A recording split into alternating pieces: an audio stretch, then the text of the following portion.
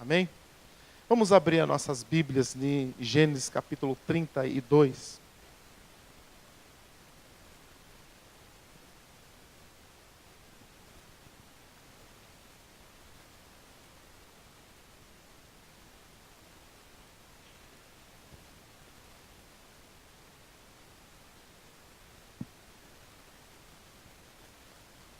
Gênesis 32, versículo 28.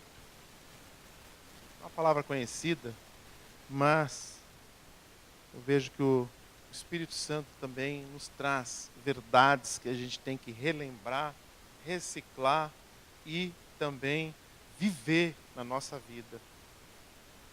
32, 28. Diz assim: Então o homem disse: o seu nome não será mais Jacó. Você lutou com Deus e com os homens e venceu.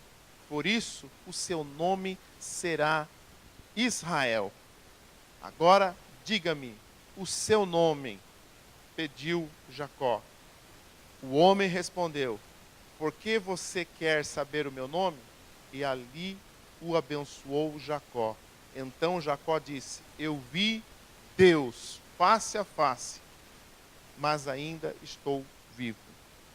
E por isso ele pôs o nome naquele lugar, o nome de Peniel. E o sol nasceu quando Jacó estava saindo de Peniel, e ele ia mancando por causa do golpe que havia levado na coxa.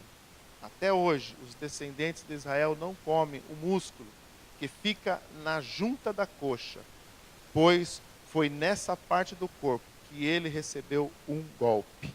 Amém, queridos? Glória a Deus. É uma palavra do Senhor muito conhecida sobre Jacó.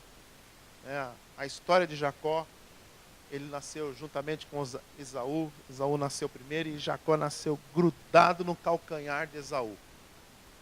E nós vemos que Jacó, já era intencional do temperamento dele querer levar vantagem. E nós vimos que houve um problema na família. O problema foi que Raquel gostava mais de Jacó. E Isaac gostava mais de Esaú. Um pai e uma mãe, ele não pode ter preferência para os filhos. Ele tem que gostar dos filhos de forma igual. Tem que entender que cada um tem a sua diferença. Mas nós vemos que exatamente começou a acontecer isso. Começou uma formação de caráter, uma deformação no caráter já pelos pais. Porque os pais fizeram preferência. Não pode se ter preferência. Porque um pode ficar com ciúmes, outro pode entrar uma brecha no coração de achar que está sendo rejeitado. Entende? E foi isso que aconteceu. Jacó, o seu nome significava suplantador. Ou seja, enganador. Seu nome significava isso. E ele começou a agir como era o seu nome. E é tão interessante que em um dado momento ele desejou a bênção da primogenitura, porque Isaac já estava velho. E era costume daquela época, do pai abençoar o primogênito, o primeiro filho. Era costume de lançar a bênção, a promessa, a palavra sobre o primogênito. Mas de repente, nós vemos que Raquel, ela conversa com Jacó, sabe que Isaac já estava meio cego já dos seus últimos dias, e ele precisava abençoar antes de morrer. E nós vemos que Raquel fala para que Jacó faça um guisado e leve lá para Isaac. Um guisado, um lentilha, algo com legumes, porque ele gostava, ele ia comer e depois que comesse ele ia abençoar. Mas Esaú era muito cabeludo, então eles deram um jeito de colocar uma pele de um animal nos braços de Jacó, para que enganasse seu pai, que já estava velho e estava realmente cego, não estava enxergando. E aconteceu exatamente isso.